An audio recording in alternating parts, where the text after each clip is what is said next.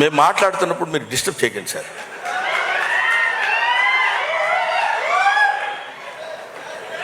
తీసుకో.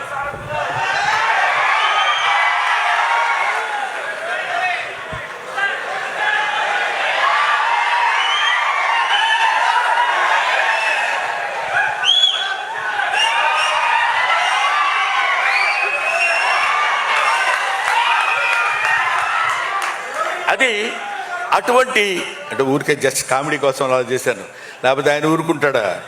ముక్కల కింద నరికేస్తాడు, మామూలు కాదు. నాకు తెలుసు, అది మీకు తెలుసు, అది వేరే సంగతి.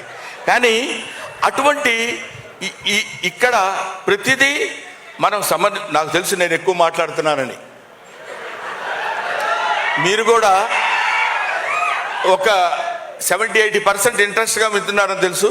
ఓ 20% బోర్ కొట్టుద్ది, ఏంట్రా పద్యాలు పాటలు చదువుతున్నాడని. కానీ ఇక్కడ చెప్పాల్సినటువంటి బాధ్యత ఉంది కాబట్టి ఈ సినిమాలో నేను యాక్ట్ చేసిన వాడిగా కాకపోయినా సరే శివుడి గురించి చెప్పుకోకుండా ఎవడు ఉంటాడండి?